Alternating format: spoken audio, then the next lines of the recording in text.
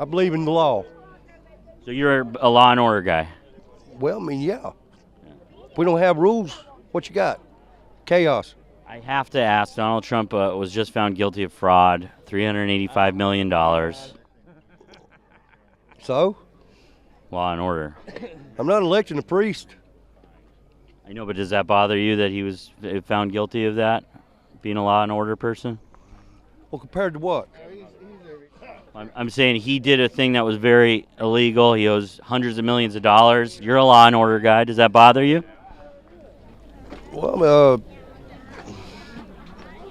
I mean, is he the only one that's ever did that? My man's entire world came to an end when he was forced to think about that for a minute. He had never considered that maybe the con man was a bit of a criminal. I see you wearing an election interference never surrender shirt. Yeah. And that photo taken on today, he surrendered, right? He didn't surrender.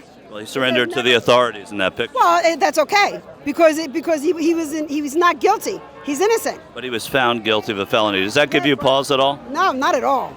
Not at all. It makes me even vote for him even more. And I tell everybody about it. In what way? Because everybody feels his pain. They feel like they're in the same position as as all the people that are felons. I gotta go. All the people that are felons? No, they feel his pain because they're in that position. But he's not a felon because he never did anything wrong. But he was convicted by a jury of our peers. It doesn't matter. It was all cheap because they said that a couple of people actually put something on Facebook that he was already guilty without even knowing the verdict. What about Hunter Biden's conviction? Please, he's an asshole. I don't even want to talk about it. I mean, do you think that was a just conviction? He needs to be convicted of more than that.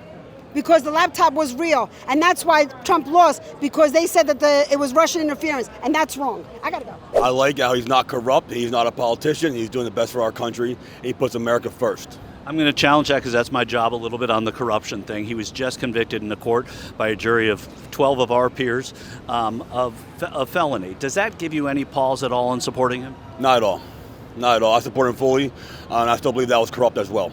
And what about the Hunter Biden conviction? He was convicted on a gun charge. Do you support that? My question is, where's his mugshot? I don't know where his mugshot, but he's not. I don't know what Delaware's policy is. So. New York has a policy, and I don't know what Delaware's policy is.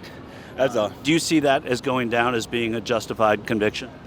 Who? Hunter Biden. Yes. And what about President Trump's? President Trump, I think he was attacked by the same committee that attacked him for the 2020 election. The third person in charge was appointed to that council, which you will hear about soon, and everything's going to go away. It's going to go away? In what way? Everything's going to be dropped because of illegal counsel. I think he's the greatest thing that ever came down the pike, and I'd walk across hot coals for that man. So, is there anything Donald Trump could do that would cause you not to support him? No, nothing. Murder, kill, rape? No, none of that stuff. He's not capable of any of that stuff. He is. Well, a judge said that he raped a woman. I don't care what the judge said. That judge is nuttier than a fruitcake. Is there anything Donald Trump could do that would turn you off of him? No. Flat out no. I mean, look, he's not perfect. He's not perfect. He's a sinner like all the rest of us. But then look to the Bible. With the exception of Jesus Christ, every great hero in the Bible is also a sinner and also imperfect. But I believe he's the perfect man for the job now. I believe our country is in danger of dying and disappearing. And I think Donald Trump is the only man with the he was the only one with the courage to defy the tyranny of political correctness and the strength to stanch the flow of progressive liberalism, which is the great cancer that threatens the future of America.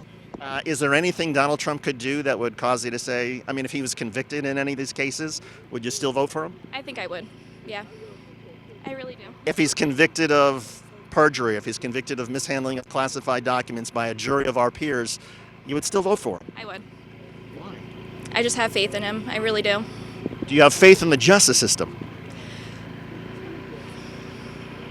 That's where it gets tricky. Like, he just went into the courtroom and the judge is sitting there smiling for the cameras. Like, that just turns people off. Like, why are you smiling at cameras? You're supposed to be a judge to judge someone righteously. So you think these judges are corrupt? Some of them, yeah, 100%. Is there anything Donald Trump could do that would cause you not to vote for him?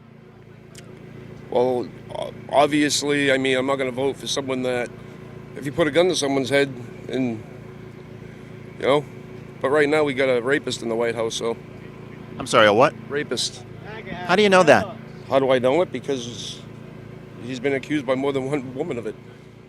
Donald Trump was accused by 20 women of sexual assault, and in one case, a judge said that he raped a woman. Yeah. So you had a rapist in the White House with Donald We Trump. don't have a total crook in the White House, so. Is there anything Donald Trump could do that would cause you not to support him? I'm a very recent supporter of Donald Trump. I'm a registered Democrat and have been for 30 plus years. Not that I always vote Democrat. I'm kind of middle of the road. So I do support some of the Democratic beliefs. However, I'm an accountant, so therefore I understand dollar signs. And the last couple of years have been pretty rough, and anyone who understands dollar signs probably can't vote for Biden. What about these allegations, though? Trump's in the middle of a trial that he overinflated asset values in order to get money from banks and insurance companies, and what he did was fraudulent. It's called being in America. I mean, look, whatever chance in hell Donald Trump had before that debate on Tuesday night, it's done now. I mean, that was literally his last chance to maybe turn the tables for himself. But he wet the bed. He wet the bed in front of the entire world. 67 million people saw that night. Now hundreds of millions of people have seen it. This dude was talking about eating cats and dogs. I mean, come on, man. Recording of 911 calls even show residents are reporting that the migrants are walking off with the town's geese. They're taking the geese. You know where the geese are? In the park, in the lake. And even walking off with their pets. My dog's been taken. My dog's been stolen. How online is that? That is terminally online talk. And then at this point, his base, the fact that you can defend that, well, actually, you know, it had to have happened. Listen, there's 330 million people in this country. I'm sure you can find one or two incidents of things happening if you really, really try hard. But the fact that this dude said that on the national presidential debate stage shows you that he is completely incapable of getting his head in the game. His head has never been in the game, though. And this is why Republicans have liked him for so much. It's just that now it's not working anymore. So lucky for all of us, it's looking really, really, really incredibly bad for Donald Trump.